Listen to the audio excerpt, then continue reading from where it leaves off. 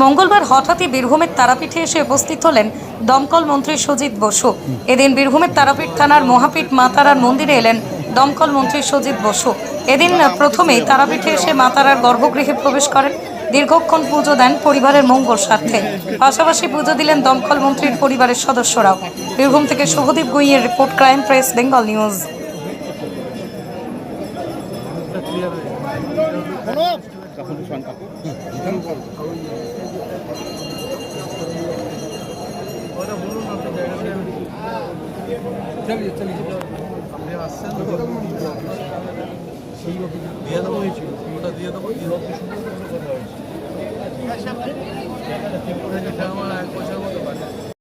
মায়ের মুখটা একটু ছাড়বেন।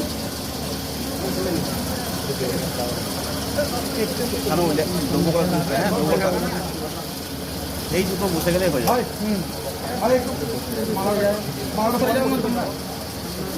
একটু বসে যান কেন? এইটুকুই যথেষ্ট মায়ের কাছে।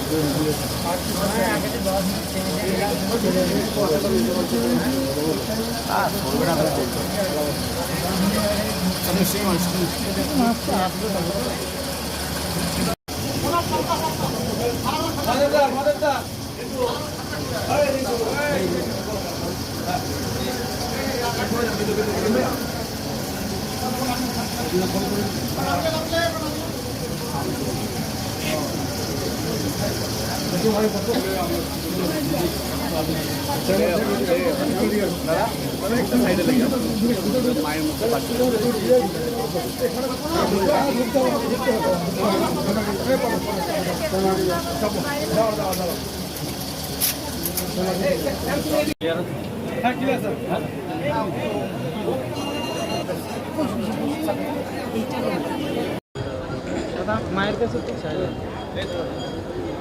মায়ের কাছে সকলের জন্য ভালো প্রার্থনা করলাম,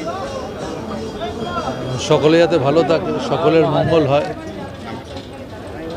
সবাই যেন ভালো থাকে, এটাই মায়ের কাছে প্রার্থনা। বাংলাদেশের যে পরিস্থিতি, সেই পরিস্থিতি আজকে আমাদের রাজ্যে এসে করতে পারে না।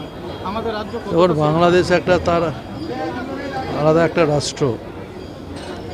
আমি কখনোই আমার প্রতিবেশী রাষ্ট্র সম্পর্কে বলবো না, এ সম্পর্কে যা বলবে কেন্দ্রীয় সরকার বলবে।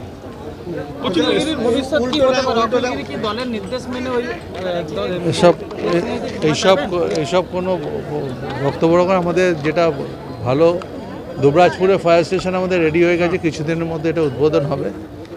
আর তারাপীঠে যে ফায়ার স্টেশন হওয়ার কথা ছিল, সেই ফায়ার স্টেশন জমিটা হস্তান্তর হচ্ছে। এরপরে প্ল্যানিং এস্টিমেট করে খুব তাড়াতাড়ি তারাপীঠে এবং লাভপুর এই দুটো ফায়ার স্টেশন নলাডিও হচ্ছে। ওটা জমি নিয়ে সমস্যা আছে, ওটা দেখা হচ্ছে। শুধু নলাডি না, মুরারাইও আছে। আগুন লেগেছে না, দমকল দেরিতে জানে, এটা কিছু লোকের বক্তব্য সবসময় থাকে। আর আমি বলছি দমকল ঠিক টাইমেই গেছে, 8টা গাড়ি আমাদের কাছে, আগুনও খুব দ্রুততার সাথে নেমে গেছে। হ্যাঁ, আশিসদা এখানে আমাদের আছেন, নেতা আমাদের আশিসদা আমাকে বারবার বলেন যে আমরাও ভেবেছি যে এখানে একটা টেম্পোরারি, যতদিন না পার্মানেন্ট আমাদের হচ্ছে, একটা জায়গা আমাদের ব্যবস্থা আশিসদা করে দিচ্ছেন। এখানে পিএইচির সাথে কথা বলে আমরা এখানে একটা গাড়ি টেন্ডার রাখার ব্যবস্থা করব। আচ্ছা, সুইদা রামপুরহাট মহকুমার মধ্যে একটা দমকল কেন্দ্র রামপুরহাটে, সেখানে রেস্কিউ ভ্যানের সংখ্যা মাত্র 1। কিছুদিন আগে আমাদের গাড়ি আসছে, আপনারা জানেন, খুব শীঘ্রই আমরা 75টা গাড়ি নিচ্ছি। গাড়িগুলো অনেকগুলো টেন্ডারি প্রসেসে আছে। আশা করছি পুজোর মধ্যে কিংবা পুজোর পরেই আমরা গাড়ি পেয়ে গেলে রামপুরহাটের স্ট্রেংথ বাড়াবো আমরা।